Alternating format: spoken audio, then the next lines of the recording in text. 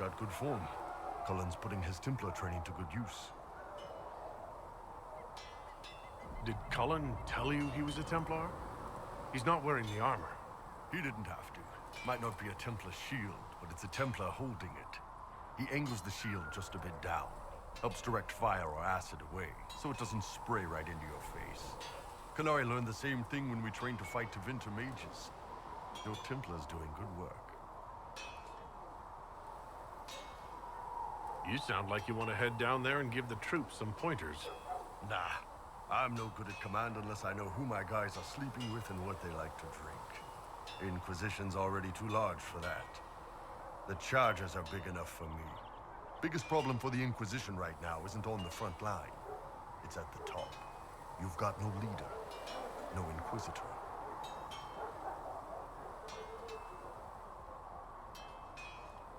The Inquisition has done all right so far without an Inquisitor. That's because all we've needed so far is damage control, reaction. A group can handle that.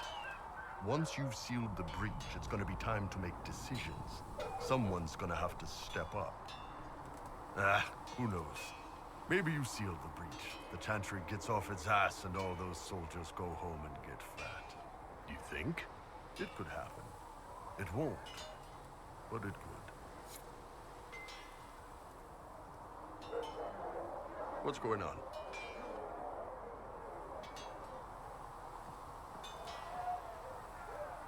So how did you get the name Ironbull? I picked it. You know how it is.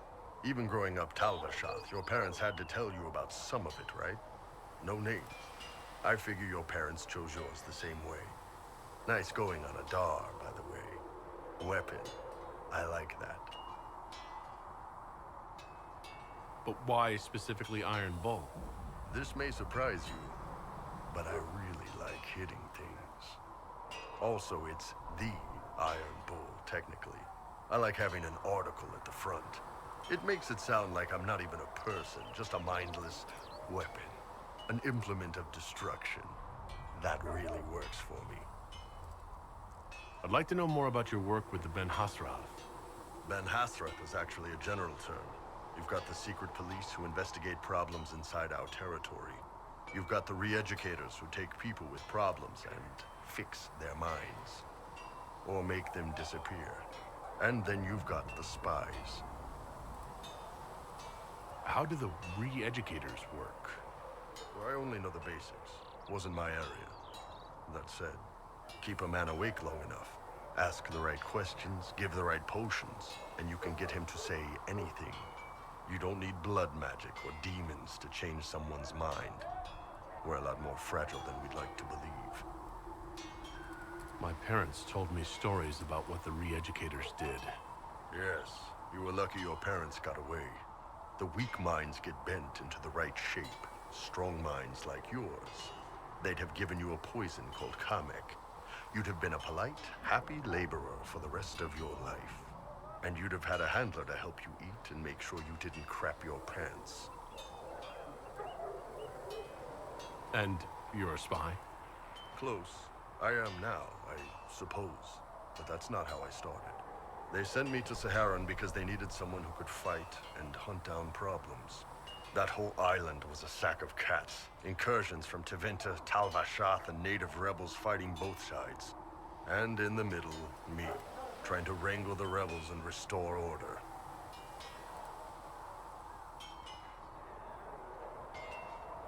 You seem like the type who enjoys a good fight. There's a good fight, and there's finding out who put rat poison in the bread and killed a bunch of children. I hunted down a lot of rebels. Lost a lot of friends to the Vince, or the Fog Warriors, or the Talvashath. One day I woke up and couldn't think of a damned reason to keep doing my job. Turned myself into the re-educators. You'd heard what the re-educators did to their prisoners. Yes, I had. I wanted them to fix me like they fixed them. The Ben Hasrath ordered me to go to Orlais, ostensibly as a Talvashath, and work undercover. That's how I ended up here.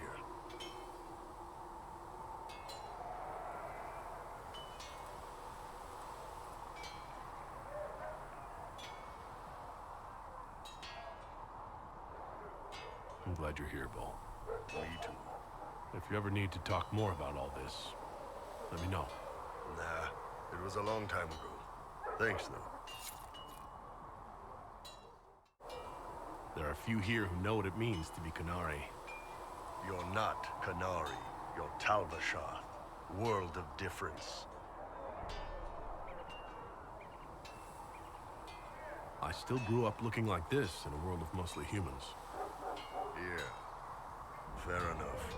You didn't turn into a murdering bandit, so I guess we're fine. You want to know anything about the Qunari? Since we're talking about them. What's your problem with Tal-Vashoth? As Ben Hasrath, my job back home was keeping the peace, helping people live by the Qun. Tal-Vashoth turned their back on all that, decided they'd rather live like savages. The Qun is not perfect, but at least there's some sense to it. My parents weren't like that. They lived peacefully and raised me as well as any human parents could. Well, good. They aren't the kind of Tal-Vashoth I've got a problem with, then. Look, if you're worried I'm going to attack you, don't be. I had a lifetime of fighting Tal-Vashoth. You're not the kind I hate. What's it like growing up under the Qun? The Tamasrans raise us in these units of kids all our own age. They're like teachers, or chantry sisters. They also help figure out what jobs we should do. They had me pegged for military work early on. When they learned I could hit stuff and lie, they started training me for the Ben Hasrath.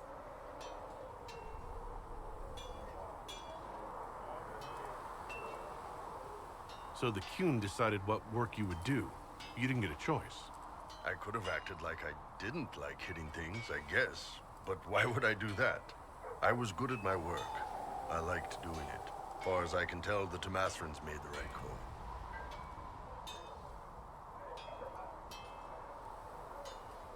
How is everyday life different for Qunari? Depends on your job, I guess. Some are just about the same. A baker in Val Royeaux gets up, gets dressed, and starts work. A baker in Parvolan does the same thing. They don't care about the Empire or the Qun. Mostly they worry about breaking eggs and hope the dough rises right.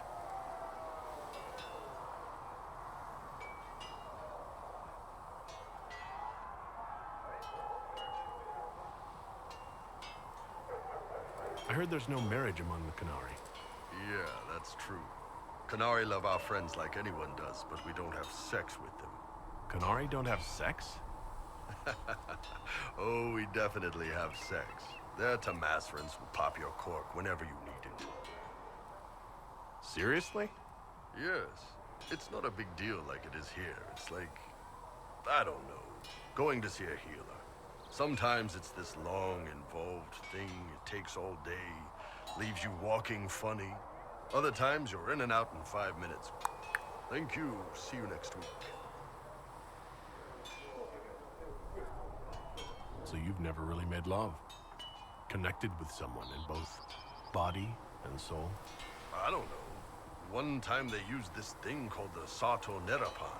It's a leather-wrapped rod on a harness. That wasn't really my soul, though. Also, there were more than 2 people.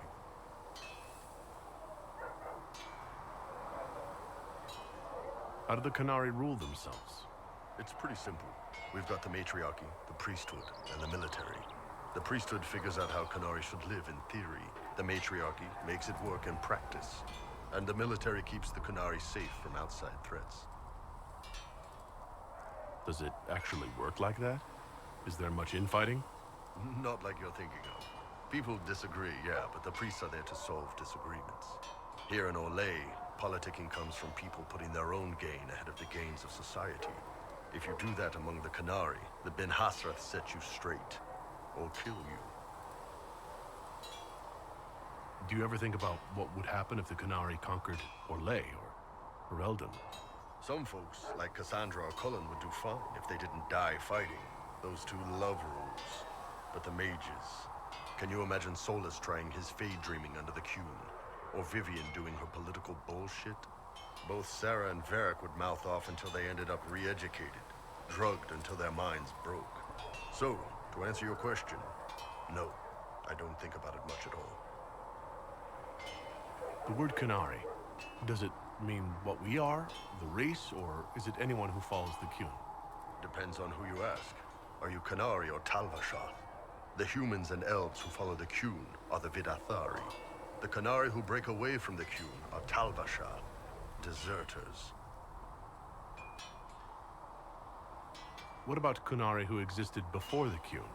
The people we came from. They're called the Kassith, but we don't use that word for the race. We came south to Thedas because the Kassith were...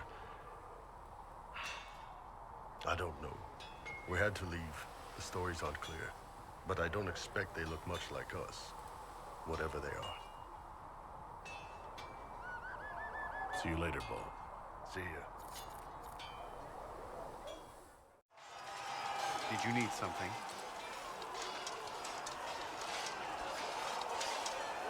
Did you leave anyone behind in Kirkwall? No. I fear I made few friends there, and my family's in Ferelden. No one special caught your interest? I can't say I was looking. Honestly, I was not good company back then. I might enjoy your company. I would value your friendship. I'm afraid I cannot offer more. I trust you'll understand.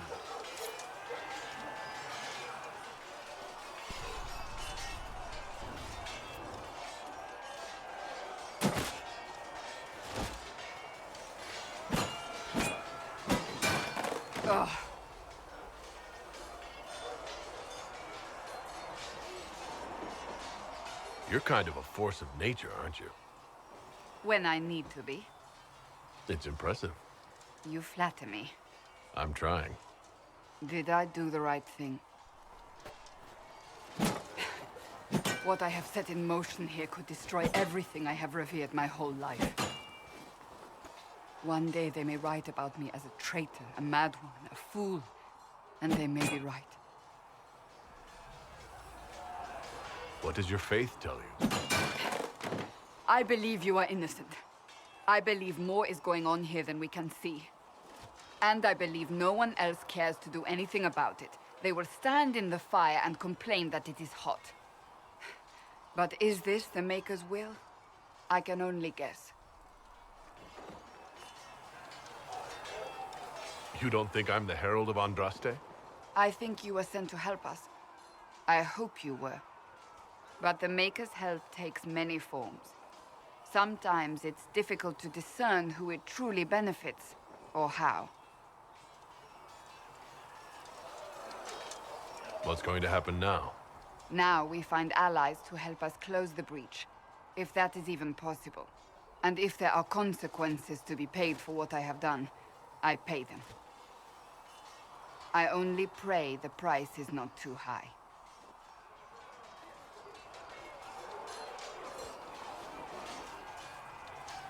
Isn't it a bit late to worry about it now? We have only just begun.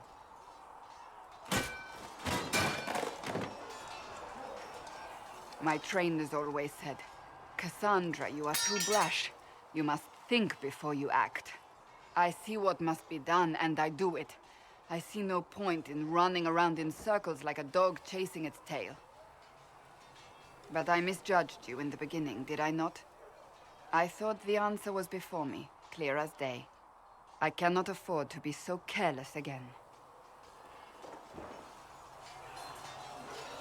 Can't say I'm not grateful to hear that. I can be harsh, I know.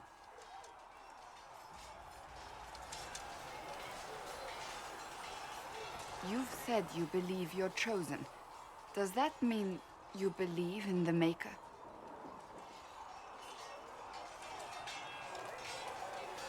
I can't really say. I suppose it doesn't matter now. I have to believe we were put on this path for a reason, even if you do not. Now it simply remains to see where it leads us.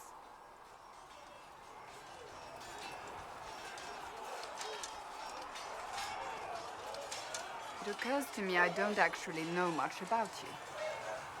What do you want to know? I'm not sure. Where are you from?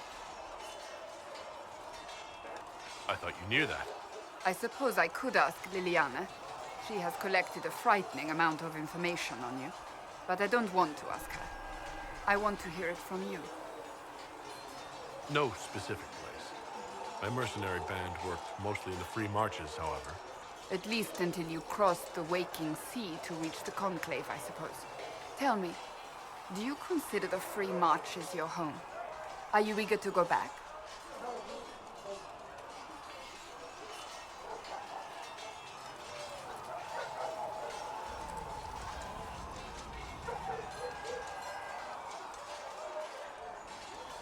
Wherever I am is home enough for me. That's how I feel now, after years of tending to business for the Divine. I'd like to get to know you better. You would? Is that a problem? Not entirely. I'm just curious as to your motivation.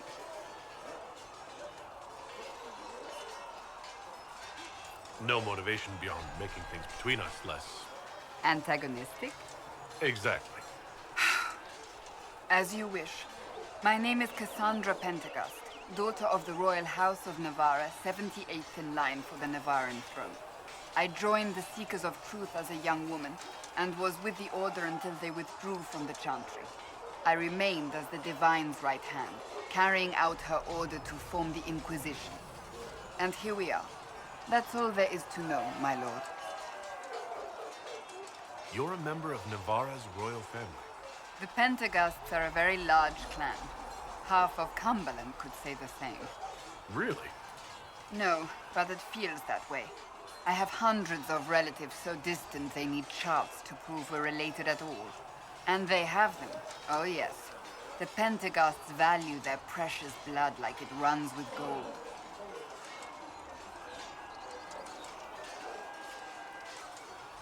So, not on very good terms with your family, then? I do not visit, if that's what you mean. The Pentegasts are famed for dragon hunting, but few actually pursue the craft. Most are fat and lazy. They pay lip service to the Maker and care only for idle pleasures and past glories. My brother was all that kept me in Navarra. Once he was gone, so was I.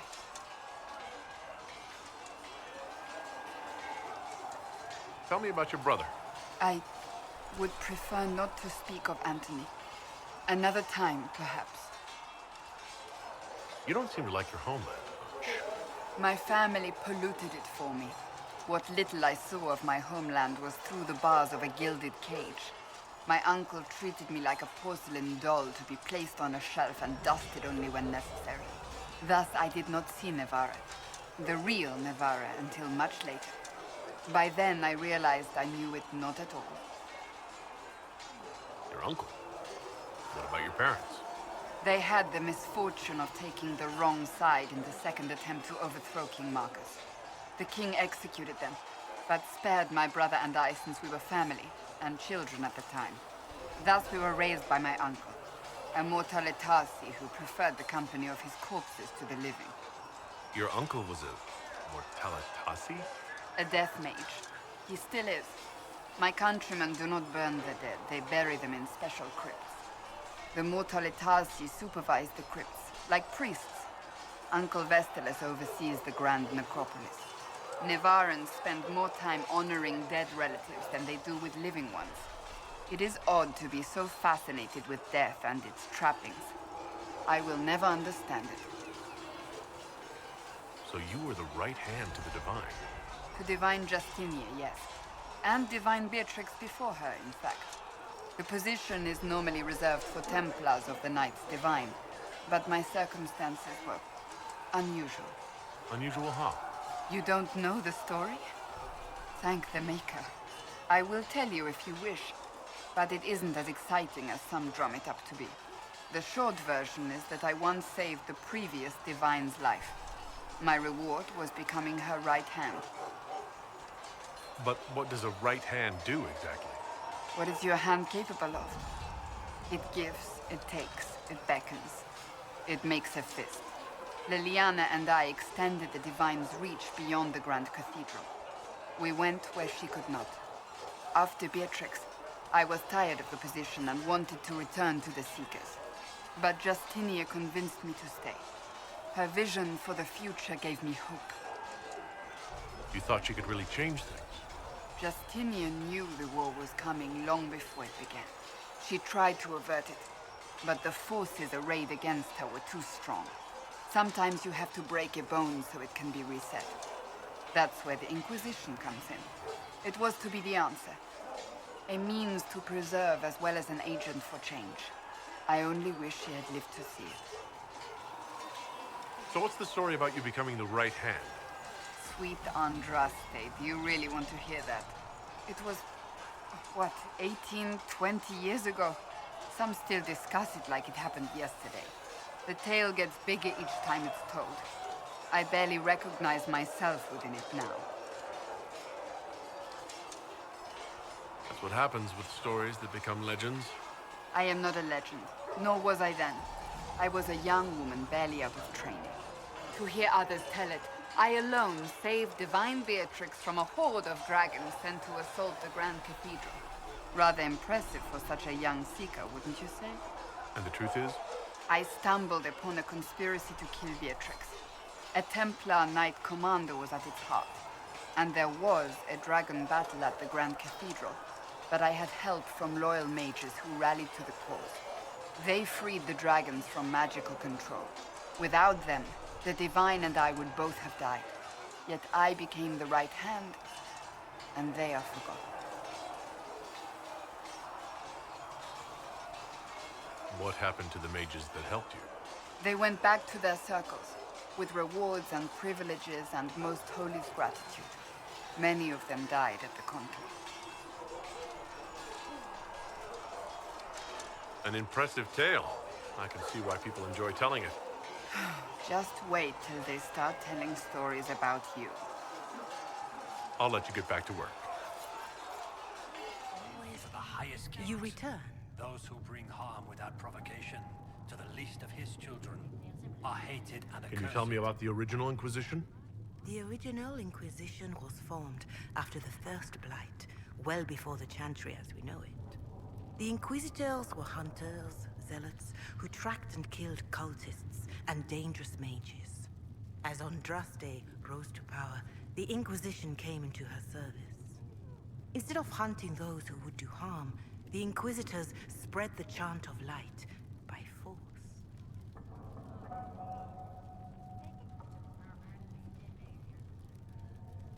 No wonder everyone is so nervous around us.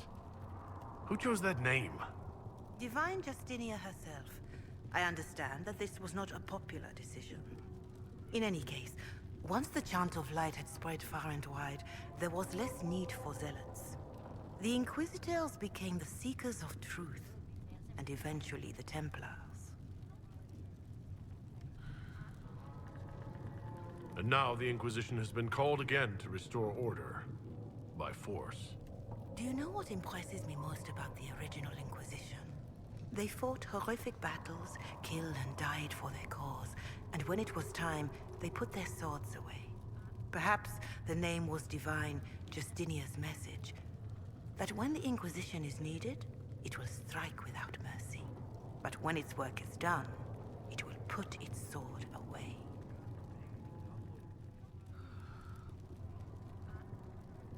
Do you know who the Grand Clerics will choose as the next Divine? It is a difficult decision.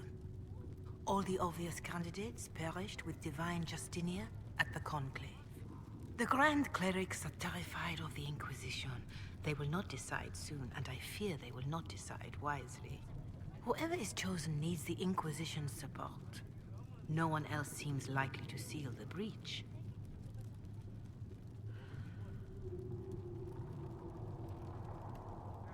Can you tell me how our people are doing?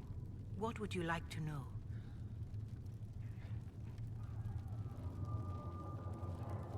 How are the villagers in Haven doing? They are terrified. Many of them came here because the war between the Mages and the Templars destroyed their homes. In their minds, the death of a Divine has destroyed any chance of peace. To that, add the breach. Farmers have fled their fields. If we do not restore order, half of Thedas may starve. Do you have information on people elsewhere? The refugees in the hinterlands are desperate. Without help, starvation or war will claim many lives. Villagers in Crestwood are besieged by their own dead. They have sent word begging for assistance. People are vanishing in the hills of Emprise de Lyon. It may be demons or something worse, but they are terrified. More than that I cannot say. It is a chaotic time for all in Olay and Ferelden. Farewell. Until next time. I saw the leader of the North's charges, that Ironbull. He's something, is he not? Oh, go on. You can't go making cow eyes at one of those oxmen. No harm in looking, is there? Those shoulders, those horns. You're mad. Maybe, but I'm not dead. Can you tell me more about Saharon? It was a damn ugly place. Only getting uglier when I left. Between the Fog Warriors, the Talvashath, my people, and the Vince, we were lucky to go a day without blood. What do you want to know? Tell me about the Tevinter people you fought. The Vince sent forces to Saharan every autumn. Guess they didn't like the summer heat. We had some good fights on the beaches, standing in knee-high water foaming red with blood, ships on fire around us. The cities were worse. Free bit of advice. Don't let the Inquisition forces get suckered into urban combat. Why do you hate Tevinter forces so much? What makes them so bad? It's not their armies. It's their spies. They bloodied Saharan year-round, killing loyalists, supporting rebels. Alam had no city administrator. Nobody would accept the position. The last 4 who held it died inside a year. Trying to conquer a country is one thing. Making it so nobody can live there, that just screws everyone. What are things like for the natives of Saharon? I remember one guy. He made these things, fish wrapped in thin bread. Nice guy. Talked to him every morning. So, one time I'm asking about his bad back, and I see he's nervous, trying to tell me something with his eyes. Next thing I know, his assistants draw knives and come at my team. The rebels had forced him to poison my food. And then? I'd seen how nervous he was, so I hadn't eaten anything. A couple of my guys weren't so lucky. We killed the rebels. I lost 2 men to the poison, another to knife wounds. My friend who made the fish wraps died with a knife in his throat. Close quarters fight. He was caught in the middle. That is what things are like for the natives of Saharan. What were the Fog Warriors like? They were the worst of the rebels. They trained for stealth attacks. They made this fog. I never saw any mages, so I figured it was alchemy, not magic. They were almost invisible. I'd be on patrol in the market square. The fog would roll in, and before I knew it, half my squad dead without a sound. It almost sounds like you admire them. They didn't use poison. They didn't hurt civilians, and they were damn good fighters. You have to respect that. Plus, they hit the Vince as hard as they hit us. Hearing some terrified Magister scream, "My slaves! Where are my slaves?" in the fog always put a smile on my face. See you later, Bull. See ya.